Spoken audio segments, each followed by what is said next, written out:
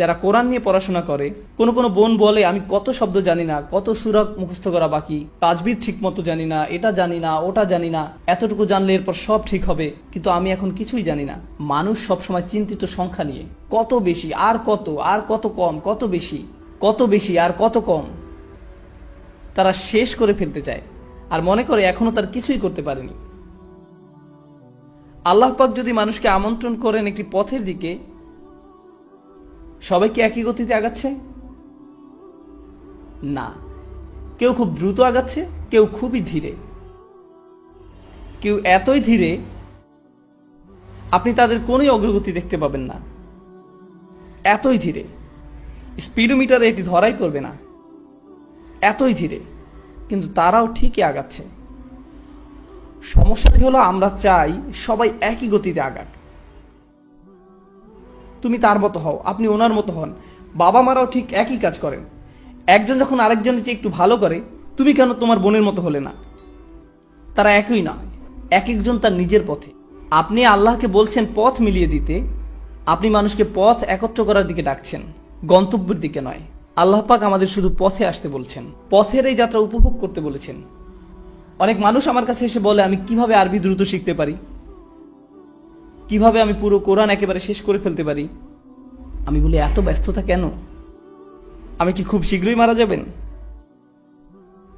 সময় আছে, ধৈর্য ধরুন। আল্লাহ পাক এটা দেখতে চান না যে কতটুকু আপনি জানেন, তিনি দেখতে চান আপনি সেই পথে আছেন কিনা। আর আপনি যখন পথে থাকবেন, কিভাবে জানবেন আপনি পথে আছেন? আশেপাশের দৃশ্যপট বদলায় পথে, তাই না? বদলায় যখন আপনার অগ্রগতি হয়। আল্লাহ পাক শুধু এটাই চান যে আপনি আগাচ্ছেন কিনা। তিনি শুধুই অগ্রগতি চান, পরিপূর্ণতা নয়। ওটা আশেপাশের মানুষ চায় আপনার কাছ থেকে, আল্লাহ পাক তা চান না। আল্লাহ পাক জানেন তিনি কাকে সৃষ্টি করেছেন। তিনি আমাদের বলেন না যে নির্ভুল হয়ে যেতে, তিনি চান আমাদের অগ্রগতি হোক, এতটুকুই তিনি চান। আল্লাহ পাক আমাদের দিনকে সহজ আর সুন্দর করেছেন, আর আমরা সেটাকে কঠোর আর কদর্য বানাই। আমরা মানুষকে ছোট করি কারণ তারা নির্ভুল নয়, আমরা তাদের ছোট করি কারণ তারা এখনো গন্তব্যে পৌঁছায়নি। সাহাবারা সর্বশ্রেষ্ঠ প্রজন্ম ছিলেন, হ্যাঁ, সর্বকালের সর্বশ্রেষ্ঠ প্রজন্ম ছিলেন তারা। তারা ইসলামের জন্য মরতেও প্রস্তুত ছিলেন, হ্যাঁ নাকি না? আল্লাহ পাক তাদের আয়াত পাঠিয়েছিলেন মদ্যপান নিয়ে সর্বমোট 3টি স্তরে। তারা এমন ছিলেন যে ইসলামের জন্য তারা মরতেও সদা প্রস্তুত। তবু আল্লাহ পাক প্রথমে বলেছেন মদ্যপানের খারাপ দিকগুলো ভালোর থেকে বেশি। এরপরে বললেন মদ্যপ অবস্থায় নামাজের কাছেও এসো না। এরপর সূরা মায়েদায় নাজিলের সময় অনুযায়ী একেবারে শেষ সূরাগুলোর মধ্যে একটি, সেখানে তিনি বললেন এটি শয়তানের সাহায্যকারী, তোমরা থামাও। তাহলে সাহাবারা যারা কিনা সেরা প্রজন্ম, আল্লাহ পাক তাদের থেকেও আশা করেননি যে তারা সাথে সাথে মদ্যপান ছেড়ে দিবেন। তিনি যদি চাইতেন তিনি একেবারে শুরুতেই এই আয়াত দিতে পারতেন। এখন দেখুন, মদ্যপান শুধু হারাম নয়, বরং এটি খুবই খারাপ অভ্যাস। এখানে পার্থক্য আছে। যেমন শুকর খারাপ কিছু নয়, কিন্তু এটি হারাম। আপনি শুকর দেখে বললেন আস্তাগফিরুল্লাহ, শয়তান। না না, এটি শুকর, না খেলেই চলবে। আল্লাহ পাক বানিয়েছেন এটি খারাপ কিছু নয়।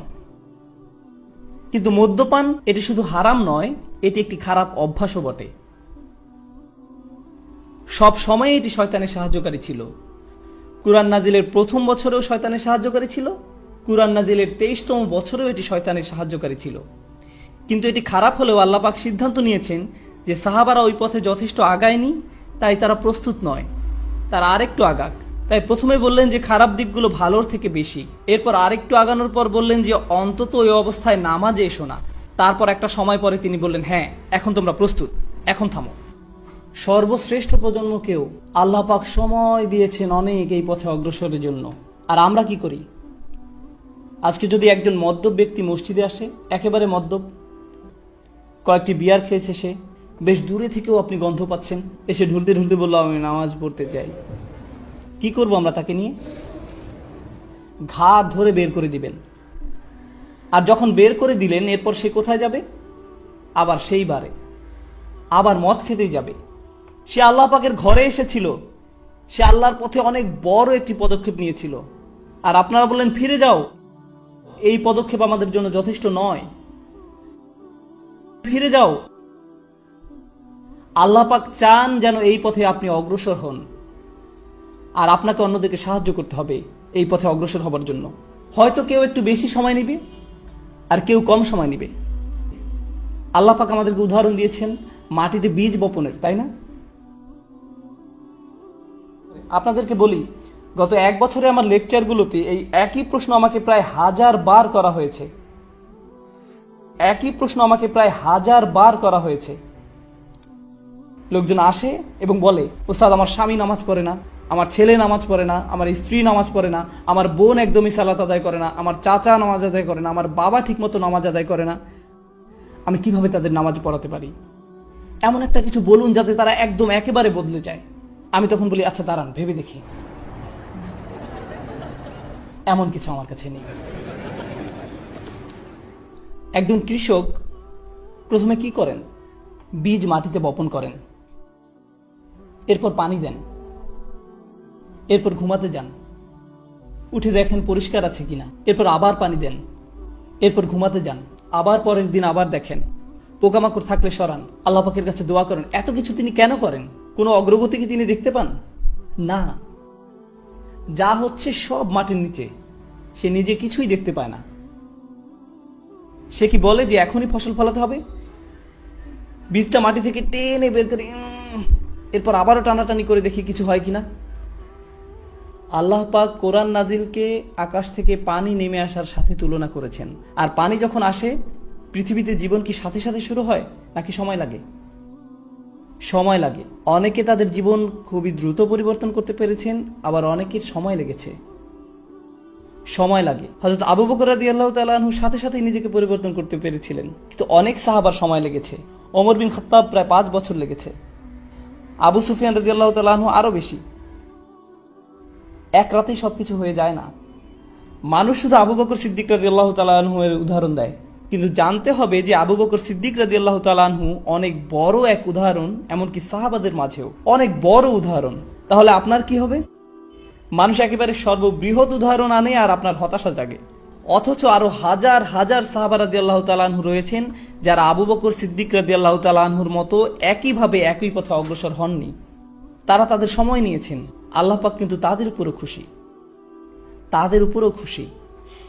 মানুষকে ডাকুন প্রজ্ঞার সাথে, তাদেরকে শুনতে দিন, তাদেরকে বড় হবার সময় দিন, তাদেরকে শুনতে দিন। আমি ইংল্যান্ডে লেকচার দিচ্ছিলাম, শেষ হবার পর এক মহিলা এসে বলল, দয়া করে কাউকে কিছু বলবেন না, আমি একজন শিয়া। আমি আপনার লেকচার শুনছি 1 বছর ধরে, বেশ উপকৃত হয়েছি, কাউকে কিছু বলবেন না। কেন জানেন? কারণ ওটা ছিল বার্মিংহাম। আরেক লোক এসে বলল, ভাই আসসালামু আলাইকুম, ইনি আমার স্ত্রী, আমার সাথে আরো প্রায় 50 জন বন্ধু বান্ধব আছে এখানে, আমরা সবাই বাহাই ধর্মের, আমরা আপনার লেকচারগুলো শুনছি, দয়া করে কাউকে কিছু বলবেন না। আমি বললাম, রিল্যাক্স, স্বাগতম, শান্ত হয়ে বসুন। আমার তো এখানে কোনো দরকার নেই যে শিয়া বা বাহাই যিনি তার সাথে বিতর্কে জড়ানোর। কারণ কি? কারণ আমার একমাত্র উদ্দেশ্য হলো পানি মাটিতে পৌঁছানো, ওইটুকুই। বাকিটা কে করবে? বাকিটা করবেন আল্লাহ পাক। আমি আপনি আর কিছুই করব না। বাকিটা আল্লাহ পাকের উপর তিনি কি করবেন, আমি আপনি আর কিছুই করব না। আমরা মানুষকে সুযোগ দেই না, ব্যস্ত হয়ে যাই তর্ক বিতর্ক করার জন্য, আর এটা ইসলাম থেকে তাদের দূরে সরিয়ে দিচ্ছে। এটা প্রজ্ঞা নয়, এটা প্রজ্ঞা নয়। আল্লাহ পাক বলছেন, আল্লাহর পথে ডাকো প্রজ্ঞার সাথে। এরপর তিনি বলেন, তাদের ডাকো সুন্দর হৃদয় করা উপদেশ দিয়ে।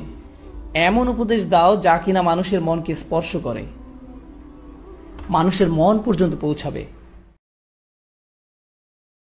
আমাদের জীবনে যেসব বিপদ আপদ ঘটে তার জন্য কোরআনে এমনই একটি পরিভাষা ব্যবহার করা হয়েছে, আর জীবন এ ধরনের মুসিবতে পরিপূর্ণ।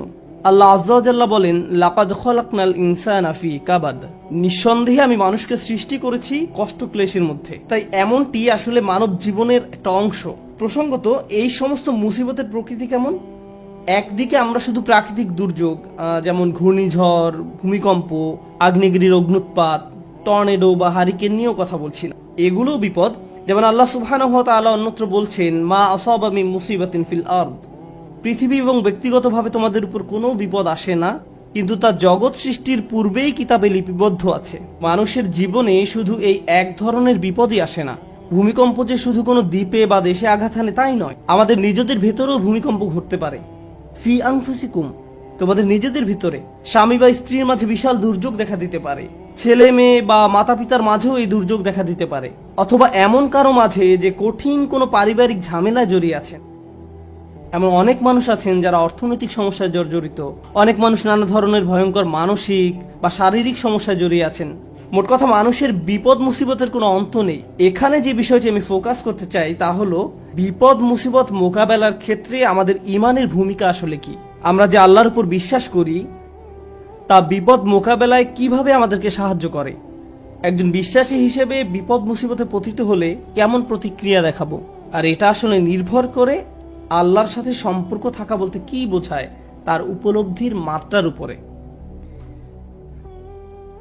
প্রথমে আমি যে বিষয়টা শেয়ার করতে চাই তা হলো দুই ধরনের খারাপ পরিস্থিতির পার্থক্য নিরূপণের ক্ষেত্রে কুরআন খুবই প্রজ্ঞার পরিচয় দিয়েছে।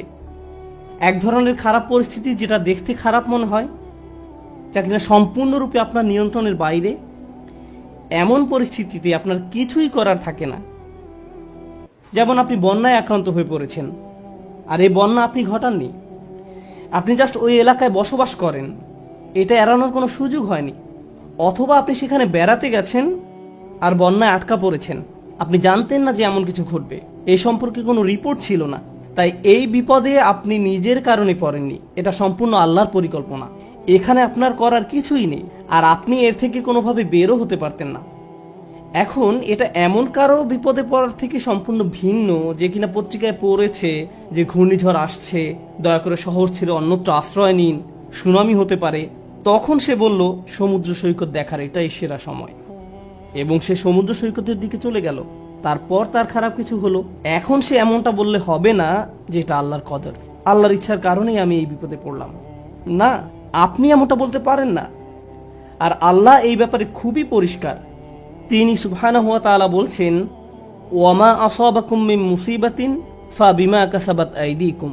তোমাদের উপর যেসব বিপদ আপদ পতিত হয় তা তোমাদের কর্মেরই ফল, তুমি নিজেই নিজের উপর এটা আরোপ করেছো। এখন শুধুমাত্র এভাবে চিন্তা করাটাও সমস্যাজনক, কারণ যদি আপনি সিঁড়ি থেকে নামার সময় পিছলে পড়ে যান, তখন ভাবতে শুরু করেন আমি নিশ্চয়ই কোনো পাপ করেছি, তাই আল্লাহ আমাকে সিঁড়ি থেকে পড়ে যেতে দিয়েছেন, এটা আল্লাহর নিকট থেকে কোনো একটা সংকেত। আমি নিশ্চয়ই কোনো খারাপ কাজ করেছি, তাই আমার পা ভাঙার মাধ্যমে আল্লাহ আমাকে শিক্ষা দিয়েছেন। আপনি নিজের মতো করে ঘটে যাওয়া ঘটনাগুলোকে বিশ্লেষণ করতে থাকেন। আপনি অদৃশ্য কার্যকরণ, কজ অ্যান্ড ইফেক্ট নিয়ে ভাবতে শুরু করেন, আর এই ধরনের চিন্তা চরম পর্যায়ে চলে যেতে পারে। তো এইখানে আমি যে বিষয়টিতে জোর দিতে চাই তা হলো আল্লাহর উপর বিশ্বাসীরা দুই ধরনের এক্সট্রিম পর্যায়ে চলে যেতে পারেন। একটি এক্সট্রিম পর্যায়ে হলো সবকিছুই আল্লাহর ইচ্ছায় ঘটছে, আমার এখানে করার কিছুই নেই, যাই ঘটুক না কেন আপনি আমাকে দোষ দিতে পারেন না, এটা আল্লাহর কদর। মা আসাবাকুম মিন মুসিবাতিন ফাবিইذনিল্লাহ। আল্লাহর নির্দেশ ব্যতিরেকে কোনো বিপদ আসে না। তিনি সূরা তাগাবুনে এই কথা বলেই দিয়েছেন, তিনি সরাসরি এই কথা বলেছেন, এটা আল্লাহর অনুমতিতেই ঘটে, আল্লাহর পরিকল্পনা এমনই ছিল, এখানে আমার করার কি আছে। এখন কোনো ছাত্র যদি কোনো পড়ালেখা না করে, স্কুলের কোনো অ্যাসাইনমেন্ট জমা না দেয়, তারপর পরীক্ষা ফেল করে এবং তার ফলে তাকে স্কুল থেকে বহিষ্কৃত হতে হয়, আর যদি সে জবাবে বলে এটা আল্লাহর কদর, আমার কি করার আছে। আর দ্বিতীয় এক্সট্রিম পর্যায়টি হলো এমন অনেক বিশ্বাসী আছেন যারা সবকিছুর জন্য নিজেকে দোষ দেন। আল্লাহ আমাকে এত সব বিপদে ফেলেছেন কারণ আমি খুবই খারাপ একজন মানুষ। বিষয়টা নিজ থেকে না ঘটলেও অনেক সময় আশপাশের অজ্ঞ মানুষরা, এমনকি পরিবার থেকেও হতে পারে, তারা এসে আপনাকে বলে জানো কেন এটা ঘটলো, কারণ তুমি একজন খারাপ কন্যা। কেন এটা ঘটেছে জানো, কারণ তুমি একজন খারাপ পুত্র। কেন এটা ঘটলো, কারণ তুমি তোমার শ্বশুর বাড়ির লোকজনের সাথে ভালো আচরণ করো না। না, ট্রাক আমাকে আঘাত করেছে কারণ ট্রাক ড্রাইভার ট্রাফিক সিগন্যাল মানেনি। আমি আমার স্ত্রী বা অন্য কারোর সাথে ঝগড়া করার কারণে এমনটি ঘটেনি। এভাবে অন্য মানুষরা এসে আপনাকে বলবে অমুক অমুক কারণে আল্লাহ তোমাকে বিপদে ফেলেছেন, অমুক কারণে আল্লাহ তোমাকে বিপদে ফেলেছেন। মনে হয় যেন অদৃশ্য জগৎ থেকে তারা কোনো ইমেইল পেয়েছে যে অমুক অমুক কারণে এমনটি ঘটেছে, কজ অ্যান্ড ইফেক্ট। তো এই রকমের দুই ধরনের এক্সট্রিম চিন্তা পদ্ধতি আছে। এখন কোরআন কি করে? কোরআন সবকিছুর মতো এখানেও ভারসাম্য দান করে। প্রসঙ্গত এই ভারসাম্যপূর্ণ উপলব্ধি যদি আপনার না থাকে, জীবনের অনেক কিছুই তাহলে মেলাতে পারবেন না। কোরআনের এই কথায় আলা বিযিকরিল্লাহি তাতমাইন্নুল কুলুব, আল্লাহর জিকির দ্বারা অন্তরসমূহ শান্তি লাভ করে, এটা অন্য একটা অর্থ দান করে। প্রকৃতপক্ষে আল্লাহর চূড়ান্ত জিকির তথা জিক্রুল্লাহ হলো আল্লাহর কিতাব। আর আল্লাহর কিতাব, তাই আমি যুক্তি দেখাবো, আপনি যদি জীবনের সমস্যাগুলোকে কোরআনের আলোকে বুঝতে ব্যর্থ হন, তাহলে সুবহানাল্লাহ, আলহামদুলিল্লাহ জিকির করা সত্ত্বেও আপনার অন্তরে প্রশান্তি পাবেন না। আপনি যদি আন্তরিক হন, ইনশাআল্লাহ প্রশান্তি পাবেন। কিন্তু এখানে উদ্দেশ্য হলো এই ব্যাপারটা সঠিকভাবে উপলব্ধি করা যে আল্লাহ কিভাবে আমাদের সাথে আচরণ করেন। তাই আমি এই সম্পর্কে আপনাদের সাথে কিছু কথা শেয়ার করতে চাই। এখন নিজেকে দোষ দেওয়ার ক্ষেত্রে কোন জায়গায় আমরা দাগ টানবো, কিভাবে বুঝবো যে এটা আল্লাহর পক্ষ থেকে আর এটা আমার দোষ, এই দাগটা আপনি কোথায় টানবেন? বস্তুগত জগতে এটা বোঝা খুবই সহজ। বস্তুগত জগৎ বলতে আমি কি বোঝাচ্ছি, যেমন আমার গাড়িতে যদি আমি গ্যাসোলিন দেওয়ার পরিবর্তে পানি দেই, তারপর এটা না চলে, তখন পরিষ্কারভাবে আমি বলতে পারি না যে এটা আল্লাহর পরিকল্পনা। অথবা আপনি যদি সবসময় জাঙ্ক ফুড খেতে থাকেন, মিষ্টি জাতীয় খাবার সবসময় খেতে থাকেন, তারপর ৪৫ বছর বয়সে ডায়াবেটিসে আক্রান্ত হন, তখন আপনি বলতে পারেন না, ইয়া আল্লাহ, আমি কি বিপদে পড়ে গেলাম, এটা আল্লাহর পক্ষ থেকে পরীক্ষা। না, এটা আপনার মন্দ খাদ্যাভ্যাসের পরীক্ষা। আপনি শশা না খেয়ে সুইস রোল খেতেন, বা এরকম যাই খেতেন না কেন, আপনি জাঙ্ক ফুড খেতেন, তাই এমনটা ঘটেছে। সুতরাং বস্তুগত জগতে কমন সেন্স দিয়ে সবাই কারণ এবং ফলাফল বুঝতে পারে। নৈতিক জগতে আপনি সালাত মিস করলেন কারণ দেরিতে ঘুম থেকে জেগেছেন, ফজর নামাজ পড়তে পারেননি, এখন দেরিতে পড়েছেন। একই দিনে আপনার একটা চাকরির ইন্টারভিউ ছিল, ইন্টারভিউ ভালো হয়নি, তখন আপনি ভাবতে থাকলেন এমনটি ঘটেছে কারণ আমি সালাত মিস করেছি। এখন এর উত্তর হলো, সালাত মিস করার কারণে এমনটি হতে পারে, আবার নাও হতে পারে। নিশ্চিত করে জানার কোনো উপায় নেই। আপনি বা অন্য কারো পক্ষে এর আসল কারণ জানা কখনোই সম্ভব না। কিন্তু যে জিনিসটি আপনাকে সাহায্য করবে তা হলো, আল্লাহ বলছেন, আমি আমার বান্দার নিকট তেমন যেমনটি সে আমার সম্পর্কে ধারণা করে। আপনি যদি ধারণা করেন নামাজ মিস করার কারণে আল্লাহ আপনার উপর প্রতিশোধ নিয়েছেন, তাহলে আপনার নিকট আল্লাহ তেমনই। কিন্তু আপনি যদি এভাবে চিন্তা করেন যে আমি আমার যথাসাধ্য চেষ্টা করেছি, ইন্টারভিউতে ভালো উত্তর দিয়েছি, এটা সম্ভবত আমার জন্য ভালো চাকরি নয়, যদি ভালো চাকরি হতো তাহলে আল্লাহ আমার জন্য এর ব্যবস্থা করে দিতেন। এখন আপনার যদি এই দৃষ্টিভঙ্গি থাকে, তাহলে আপনার সকল ভুল ত্রুটি সত্ত্বেও আল্লাহ আপনার নিকট তেমনই। আমাদের দায়িত্ব হলো যখন আমরা ভুল করি তখন ইস্তেগফার করা। আল্লাহর প্রতিশোধের জন্য অপেক্ষা করা আমাদের কাজ নয়। ব্যাপারটা বুঝতে চেষ্টা করুন। আমাদের কাজ এটা নয় যে আমি তো পাপ করে ফেলেছি, এখন আল্লাহ কোনো না কোনো ভাবে আমাকে শাস্তি দিবেন।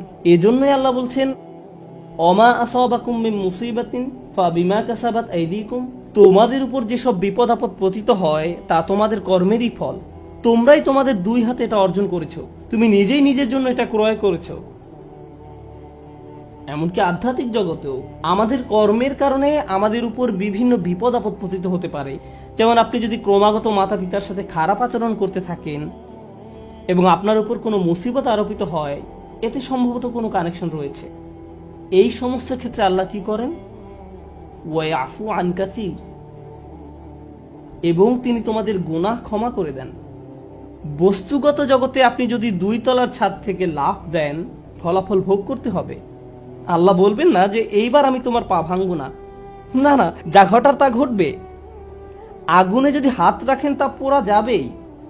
আল্লাহ বলবেন না যে তুমি তো আজকে ফজর নামাজ পড়েছো, তোমার হাত পুড়বে না, এমনটা ঘটবে না। কিন্তু যখন আধ্যাত্মিক জগতের কথা আসে, তিনি বলছেন ওয়ায়াফু আন কাসীর, তিনি সাথে সাথেই প্রতিশোধ নেন না। আল্লাহ এভাবেই আমাদের সাথে আচরণ করেন, ওয়ায়াফু আন কাসীর। এই ব্যাপারটা আমাদের মনের মাঝে গেঁথে নিতে হবে।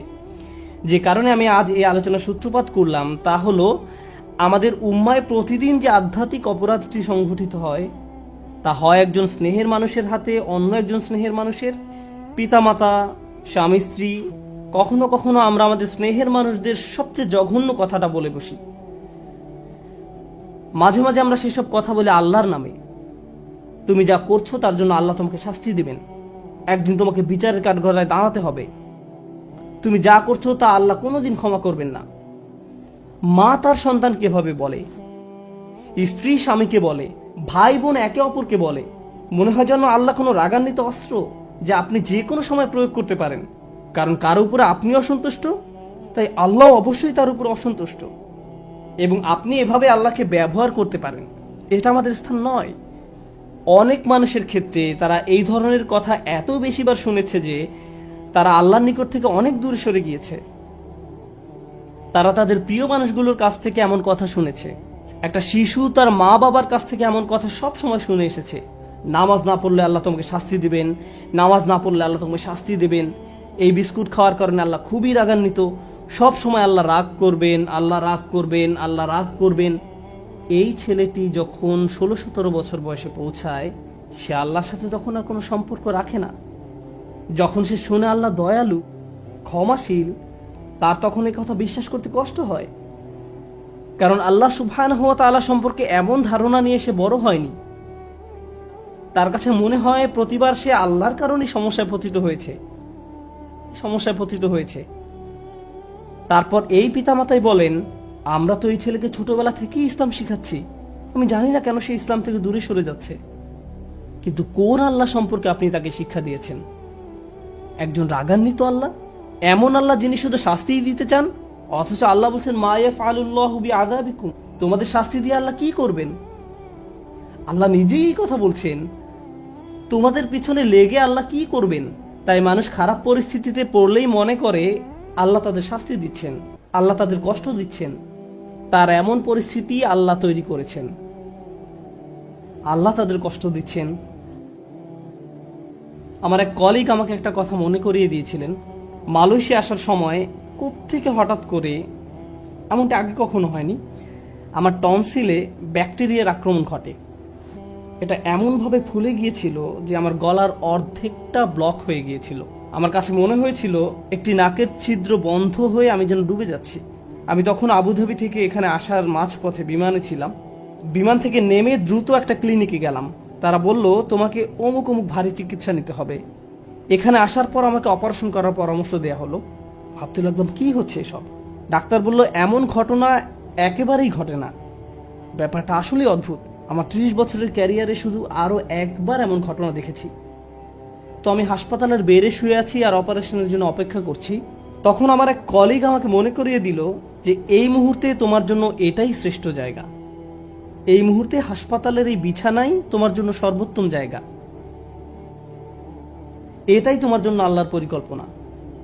আমি ভাবতে লাগলাম, আমাকে অমুক অমুক প্রোগ্রাম বাতিল করতে হবে, অমুক অমুক জায়গায় যেতে পারবো না, পরিস্থিতি কিভাবে মোকাবেলা করব, অমুক ক্যালেন্ডার, অমুক মিটিংয়ের কি হবে। এত দূর থেকে আসলাম প্রোগ্রামগুলো করার জন্য। তারপর হঠাৎ করে আমার কলিগের এই কথা আমার সব কিছু শান্ত করে দিল। হ্যাঁ, এখানেই আমার থাকার কথা, এর চেয়ে ভালো কোনো জায়গা হতে পারে না। কারণ হাসপাতালে আসার পরিকল্পনাটি তো আমার নয়, এটা আল্লাহ আজ্জা ওয়া জাল্লার পরিকল্পনা। আমাদের আল্লাহর এমন কাছাকাছি থাকতে হবে যে আল্লাহ যখনই আমাদের জন্য যে পরিকল্পনাই করেন না কেন, আমাদের প্রতি তার ভালোবাসার কারণেই এমনটি করেন। আল্লাহ আজ্জা ওয়া জাল্লা তার বান্দাদের ভালোবাসেন, তিনি তাদের জন্য সবচেয়ে ভালোটাই পছন্দ করেন। আমরা আমাদের নিজেদের যতটা ভালোবাসতে পারি, আল্লাহ আমাদের তার চেয়েও বেশি ভালোবাসেন। আমরা নিজেদের যতটা যত্ন নিতে পারবো, আল্লাহ তার চেয়েও বেশি যত্ন নিয়ে থাকেন। আমরা যখন এই বিষয়টা ভুলে যাই, তখন হেদায়েত হারিয়ে যায়। একই বিষয়ে সূরা তাগাবুনে আল্লাহ বলছেন, ওমা ইউমিন বিল্লাহি ইয়াহদি কলবাহু, আল্লাহর নির্দেশ ব্যতিরেকে কোনো বিপদ আসে না, এবং যে আল্লাহর প্রতি বিশ্বাস করে সেই বিপদের সময়, কারণ আপনি তো এমনিতেই আল্লাহকে বিশ্বাস করেন, যখন মুসিবতে পড়েন কেবল তখনই প্রশ্ন করতে শুরু করেন, আল্লাহ কেন আমার সাথে এমনটি করছেন। ঠিক সে সময়ের জন্য আল্লাহ ওমা ইউমিন বিল্লাহ এই বাক্যটা ব্যবহার করেছেন। যে কেউ সত্যিকার অর্থে আল্লাহকে বিশ্বাস করে, হ্যাঁ, আপনি সব সময় বলেন আল্লাহ রহমান, আপনি কি আসলে অনুভব করেন আল্লাহ রহমান? না, এই মুহূর্তে তিনি সম্ভবত জুনতিকম, এই মুহূর্তে তিনি সম্ভবত সেই সত্তা যিনি প্রতিশোধ নিয়ে থাকেন। এখন সম্ভবত তিনি আল জব্বার আর রহমান নন। লক্ষ্য করেছেন, যখন বিপদে পড়েন তখন আর রহমানের উপর আপনার ঈমান হারিয়ে যায়। আল্লাহ বলছেন, সে সময় তুমি যদি আর রহমানের উপর ঈমান রাখতে পারো, তিনি নিজেকে তোমার নিকট আর রহমান হিসেবে উপস্থাপন করেছেন, সেই মুহূর্তে তুমি যদি তা করতে পারো, তাহলে আল্লাহ তোমাকে কি উপহার দিবেন। এটাই আমার খুতবার উপসংহার, যে আল্লাহ আমাদের কি উপহার দিবেন।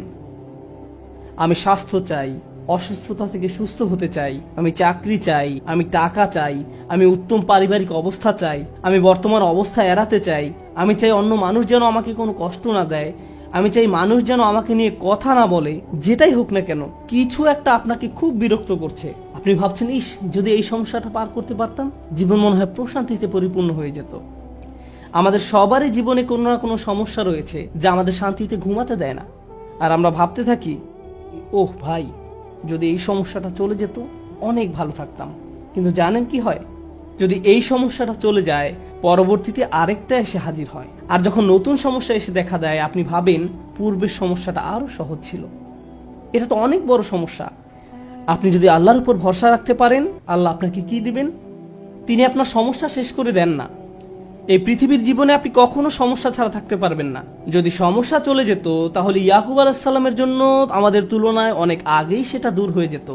যদি ঈমান থাকার মানে হয় আপনার কোনো সমস্যা থাকবে না, তাহলে মরিয়ম আলাইহিস সালামের কোনো সমস্যা থাকা উচিত ছিল না। রাসূল সাল্লাল্লাহু আলাইহি সাল্লামেরও কোনো সমস্যা থাকার কথা ছিল না। আল্লাহর কাছাকাছি মানুষদের জীবনী পড়লে আপনি দেখবেন তাদের জীবন ছিল সমস্যায় পরিপূর্ণ, বড় বড় সমস্যা। আর আপনি শুধু এই সমস্যাগুলোর কথাই পড়ছেন। আপনি পড়ছেন তারা কিভাবে একটা সমস্যা থেকে আরেকটা সমস্যা জীবন অতিবাহিত করে গেছেন।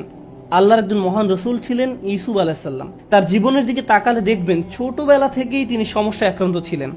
তাহলে আমি এই প্রশ্নটি বারবার করছি, আল্লাহ তাহলে আপনাকে কি দিচ্ছেন?